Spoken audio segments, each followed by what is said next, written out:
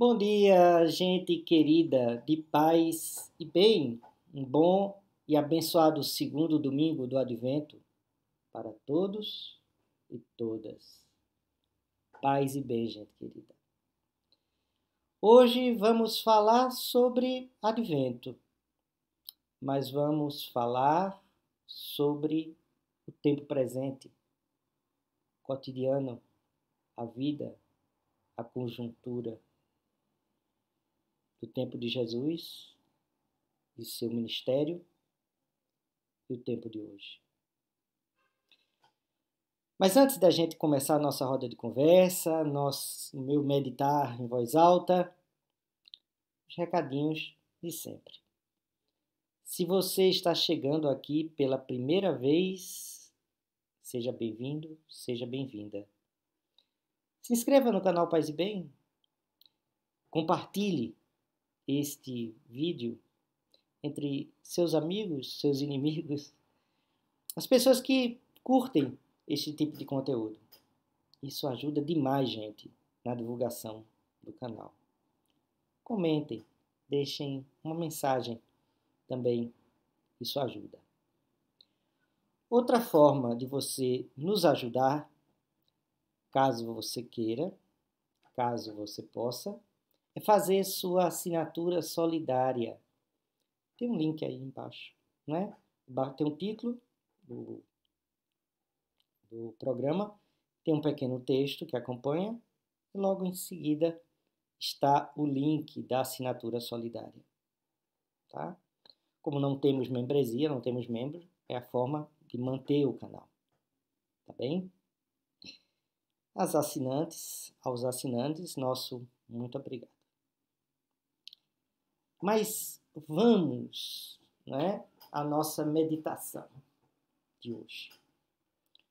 Hoje, na Igreja Católica Romana, pelo que eu vi, a precedência, né, da celebração do domingo é a da Imaculada Conceição e os textos próprios da festa da Imaculada Conceição. Se eu estiver dizendo alguma bobagem, coloque aí embaixo nos comentários, porque até onde eu consegui pesquisar, vi que era a festa da Imaculada.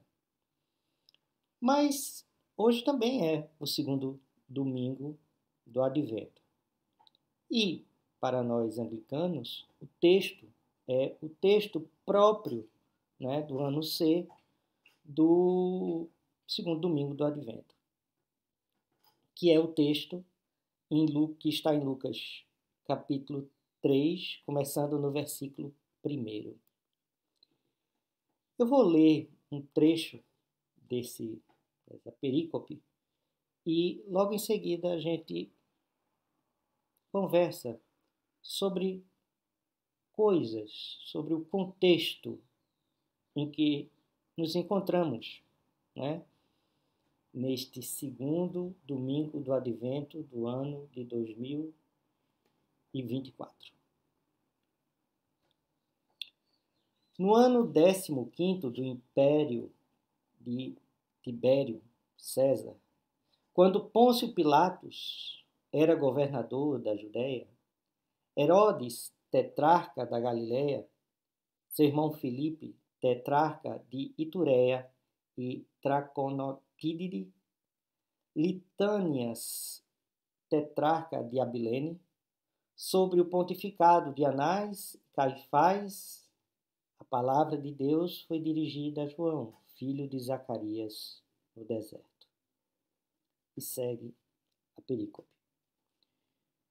Fiquemos com esse trecho. Uma das coisas, uma das tentações possíveis, né, é a gente tentar tirar Jesus de Nazaré da história. Uma das tentações que passa a todos nós na caminhada espiritual é tentar espiritualizar Jesus.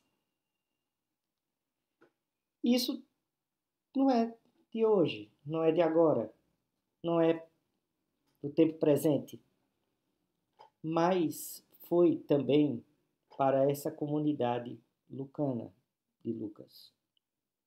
O que eu quero dizer com espiritualizar? Veja, eu não estou aqui falando de espiritualidade. O que exista em Cristo Jesus, o Jesus de Nazaré, uma espiritualidade. O que eu estou falando é de uma tentativa de tirar Jesus da história, torná-lo trans-histórico. Não é? Quase um mito. Então, nesse sentido, o Evangelho de Lucas, ao colocar o contexto histórico em que o anúncio, não é, de João, do Messias, não é, se faz, ele coloca aqui no cerne do tempo a eternidade. E isso é uma chave de leitura preciosa para abrir, não é, a nosso caminho espiritual dentro do cristianismo. O cristianismo é uma tradição espiritual em que o tempo nos abre a eternidade, não o contrário. Na verdade, a eternidade fecunda o tempo e fecundado, ele abre-se ao eterno. É esse tempo fecundo que é próprio do advento. Daí, um texto precioso para que possamos entender, não é, essa vinda do advento. Advento, vem, vibra o ventre, entra no tempo tornado, feto divinamente em fonte feito. Assim é o poema de minha autoria, Betesda, que é uma piscina, o texto. Né?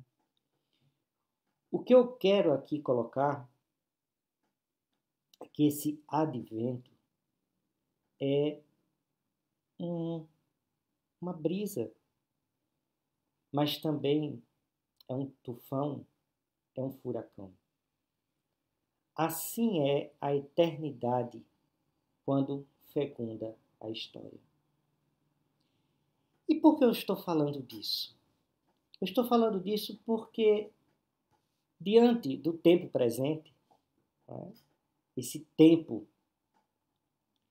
essa temporalidade, esse mundo em que nos encontramos, né, quadridimensional, tridimensional na sua dimensão do espaço e também a do tempo, esse tempo, o agora, o contexto em que estamos, não é muito diferente desse contexto que se anuncia, que se apresenta no Evangelho de Lucas.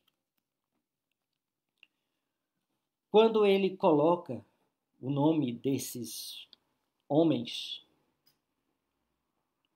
tetrarcas, césares,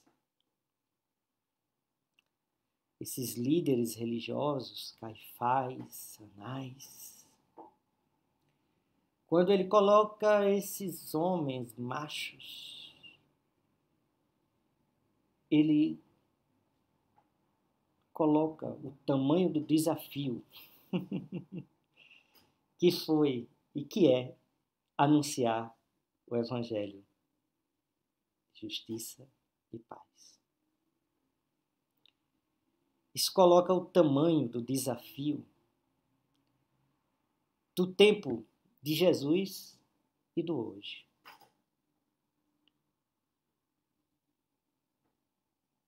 Isso não não nos coloca, né, alheios ao tempo. Antes, o contrário. Nós mergulhamos nele e vemos as forças da extrema-direita, com seus poderes religiosos e militares, o que são os Césares, não é? Senão essa força dessa paz armada. O que é Jesus? Aquele, né, em que aguardamos ansiosamente a vinda, senão uma criança que sobreviveu a um genocídio na Palestina? O que é esse Jesus, senão alguém que foi perseguido sistematicamente, né, pelo poder econômico, pelo poder político, pelo poder religioso? Qual o destaque na imprensa daquela época para esse subversivo, aquele que subvertia a lógica, né, do seu tempo, que colocava os que serviam à frente, né, dos senhores, e não só para aquele tempo, para hoje também. Jesus de Nazaré. Esse contexto não é um contexto bom para anunciar a boa nova do reino. Como não é bom em um contexto. E quando eu digo bom, eu falo sobre uma ideia, não é, que se estabelece no campo progressista ou das esquerdas, de que esse não é um momento oportuno de se fazer críticas, de se estabelecer algum comentário desagradável que possa, não é, não ajudar no governo, em que, sob o medo de que, se a gente fizer críticas, pode ser que a extrema-direita volte. Fico pensando se Jesus de Nazaré tivesse essa mesma lógica, né? Eu queria saber se, de repente, essa visão, se essa percepção da análise daquela conjuntura, ele dissesse, olha, diante dessa conjuntura eu não vou anunciar o evangelho não. Não está muito, não oportuno anunciar essa boa nova. E aí ele fosse cuidar da carpintaria do pai. O empreendedorismo, né? Digo com muita ironia, porque essas coisas me perpassam e o que eu vejo é por toda parte violência, ódio. O que eu vejo por todo lugar é intolerância e genocídio. E é dentro desse contexto, assim como ontem, assim como hoje, que a mensagem do profeta, e qual o maior dos profetas, senão João Batista, é o papel do anúncio e da denúncia. Por isso que João Batista foi preso, por isso ele foi morto, porque denunciava as injustiças e a tirania que existia na sua época, no seu tempo. A a força brutal dos exércitos, das forças militares, da polícia, que o prendeu e o matou. É isso. É isso que a gente precisa viver e compreender desse advento. De todo o advento, todos, durante todos os anos, mas de forma muito especial num momento em que pessoas são jogadas de pontes por policiais que deviam salvaguardar a vida dessas pessoas. Violência absurda. E é dentro desse contexto, volto a dizer, que a eternidade se estabelece e nos diz e nos fala através dos profetas, denunciando, né, esse contexto tirânico e brutal dos Césares, dos tetrarcas, né, das autoridades do sinédrio, poder religioso, que são acompanhados, né, todos eles, por forças militares.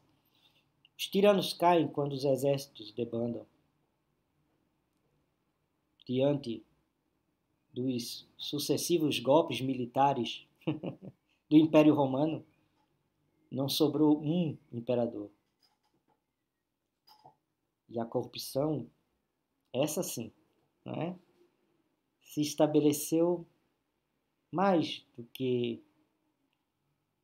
na dita república. Então, é isso, gente. É isso que nos pode ajudar a compreender que o tempo presente e as dores dele não são tão originais. Essa análise coloca em perspectiva a história. E mais do que levar a gente a uma ideia de que nada muda, assim como antes, agora, a gente pode dizer que, assim como antes, Jesus de Nazaré e o precursor anunciavam a boa nova, a vinda, assim também agora podemos dar ressonância a essa realidade em que estamos. E dessa forma, a gente possa, quem sabe assim, vencer o medo. Quem sabe assim, possamos ter coragem de enfrentar a realidade sempre adversa. Porque é dentro desse evangelho dos pobres, dos excluídos, daqueles que não têm lugar, nem voz, nem vez, que a voz, Cristo, Jesus de Nazaré, levanta-se. E não só voz, mas também gesto, cura, restauro da dignidade. E isso Jesus não fazia sozinho, ele era acompanhado. E é dentro dessa perspectiva que a gente precisa vivenciar, ou é convidado, pelo menos, a vivenciar o advento. Celebremos. Vivamos, né, a liturgia própria desse tempo tão bonita, da coroa do advento, do presépio. Mas também a gente possa ter diante dos nossos olhos